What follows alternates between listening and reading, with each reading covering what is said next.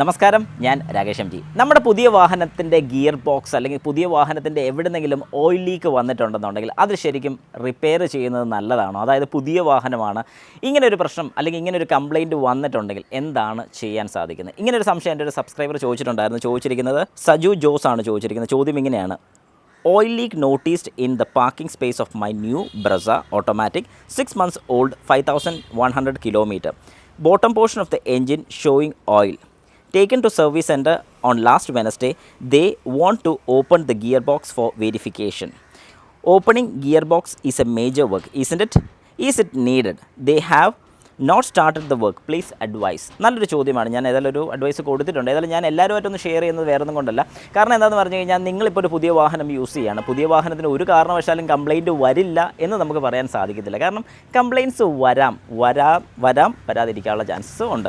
അപ്പോൾ ശരിക്കും പറഞ്ഞാൽ പുതിയ വാഹനമാണെന്ന് പറഞ്ഞാൽ ഒരു കാരണവശാലും ഒരു കംപ്ലയിൻറ്റ് വരുമോ നിങ്ങൾ വിചാരിക്കരുത്. ഓരോ സർവീസും പ്രോപ്പറായിട്ട് ചെയ്യുന്ന സമയത്ത് നമ്മൾ ചെക്ക് ചെയ്യുമ്പോൾ അതിന് എന്തെങ്കിലും കംപ്ലയിൻറ്റ്സോ കാര്യങ്ങളൊക്കെ കാണുകയാണെങ്കിൽ അന്നേരം തന്നെ ക്ലിയർ ചെയ്തോണം. ഈ പറഞ്ഞ പോലെ ഒരു ഓയിൽ ലീക്കോ കാര്യങ്ങളൊക്കെ കാണിക്കുകയാണെങ്കിൽ അത് കാണിക്കാൻ പല കാര്യങ്ങളും കൊണ്ടുവരാൻ സാധ്യതയുണ്ട്. അതായത് മാനുഫാക്ചറിങ് ഡിഫക്റ്റ് കൊണ്ടുവരാൻ സാധ്യതയുണ്ട്. അപ്പോൾ ഞാൻ പറയുന്ന ഗിയർ ബോക്സ് അഴിക്കുന്നതുകൊണ്ട് ഒരു പ്രശ്നമില്ല. അതിന് മുമ്പായിട്ട്, അതായത് ഇപ്പം നിലവിലുള്ള സിറ്റുവേഷൻ്റെ ഒരു ഫോട്ടോ നിങ്ങൾ ഉറപ്പായിട്ട് എടുത്ത് വെച്ചോണം. കാരണം നാളെ ഒരു സമയത്ത് എന്തെങ്കിലും രീതിക്ക് ഇപ്പോൾ അത് അഴിച്ച് കഴിഞ്ഞിട്ട് നാളെ എന്തെങ്കിലും ബുദ്ധിമുട്ടോ കാര്യങ്ങളൊക്കെ വരികയാണെങ്കിൽ നമുക്ക് ഉറപ്പായിട്ടും നമ്മുടെ കയ്യിലൊരു പ്രൂഫ് വേണം എന്നേ ഞാൻ സജസ്റ്റ് ചെയ്തോളും.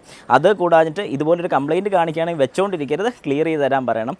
ഒരുപാട് ദിവസം എടുക്കുകയാണെങ്കിൽ, നമ്മൾ കാശ് കൊടുത്ത് മേടിച്ചൊരു വാഹനമാണ്, ഒരുപാട് ദിവസം എടുക്കുകയാണെങ്കിൽ നമുക്ക് സെപ്പറേറ്റ് ആയിട്ടൊരു ലോണർ കാർ അല്ലെങ്കിൽ നമുക്കൊരു വാഹനം അവർ തരാൻ അവർ ബാധ്യസ്ഥരാണ്. അതായത് ഒരു ദിവസം അല്ലെങ്കിൽ 2 ദിവസം കൊണ്ട് തീർക്കുന്ന വർക്കാണെങ്കിൽ പ്രശ്നമില്ല. പക്ഷേ ഗിയർ ബോക്സ് എന്ന് പറയുമ്പോൾ 2 ദിവസം കൊണ്ട് തീർന്നില്ല, എന്തെങ്കിലും പാർട്സിൻ്റെ വല്ലതും പെൻഡിങ് ഉണ്ട്, ഇങ്ങനെയൊക്കെ വരികയാണെങ്കിൽ ഒരാഴ്ചയോളം നമുക്ക് വാഹനം ഇല്ലാതിരിക്കാൻ സാധിക്കത്തില്ല. കാരണം ഇത്ര പൈസ മുടക്കി നമ്മളൊരു വാഹനം എടുക്കുന്നത് ഷോറൂമിൽ കൊണ്ടിടാനല്ല.